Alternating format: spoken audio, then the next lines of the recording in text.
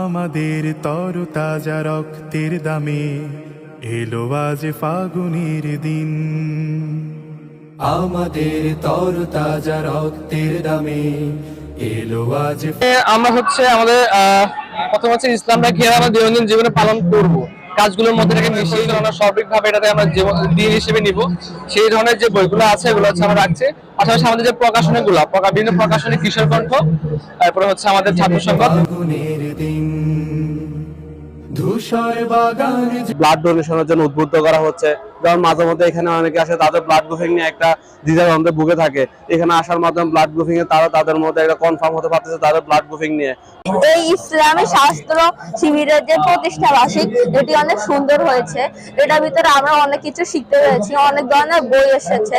আমরা এখানে এসে অনেক আনন্দিত। এখানে আমরা কিশোর গ্রন্থ, জুলাইয়ের বিপ্লবের অনেক বই দেখতে পেয়েছি। এখানে জুলাই বিপ্লবের অনেক ভিডিও দেখাচ্ছে, ছবি দেখাচ্ছে এবং অনেক কিছু আছে। আমার এখানে এসে অনেক ভালো লাগছে। এরকম অনুষ্ঠান কুমিল্লা শহরে হওয়া উচিত। ফুটেছে আবার ধূসর বাগান জুড়ে, ফুটেছে আবার।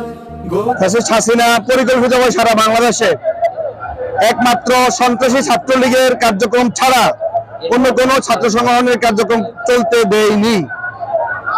2024 সালে ছাত্র জনতার যে অভ্যুত্থান হয়েছে 5ই আগস্ট, সে অভ্যুত্থানের পরে ইসলামী ছাত্র শিবির সহ বাংলাদেশের স্বাধীনতা সার্বভৌমত্ব বিশ্বাসী এবং রক্ষায় যে সমস্ত ছাত্র সংগঠন বিশ্বাস করে, ভূমিকা রাখে, তারা প্রকাশ্যে কাজ করার সুযোগ হয়েছে।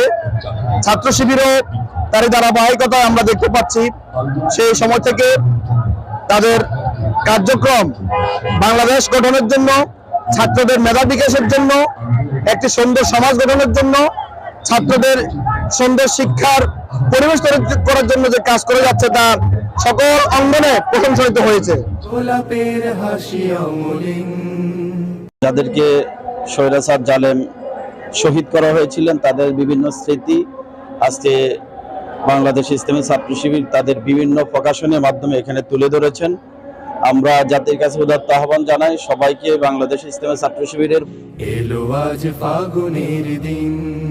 আজকে শিবিরের 48তম প্রতিষ্ঠা বার্ষিকীতে এসে খুবই ভালো লাগছে। বিভিন্ন ডকুমেন্টারি, শিবিরের বিভিন্ন সময়ের প্রকাশনী, জুলাই গণ অভ্যুত্থানের বিভিন্ন শাহাদাতের চিত্র প্রদর্শনী সহ সার্বিক বিষয়গুলা এই জাতির জন্য একটি স্মরণীয় এবং এই জাতির জন্য একটি ডকুমেন্টারি হয়ে থাকবে। তবু জানি আজও আহা বাকি রয়ে গেছে, তবু জানি আজও আহা বাকি রয়ে গেছে। দুর্গম পথ অফুরান, সকল বিভেদ ভুলে হাতে রেখে হাত।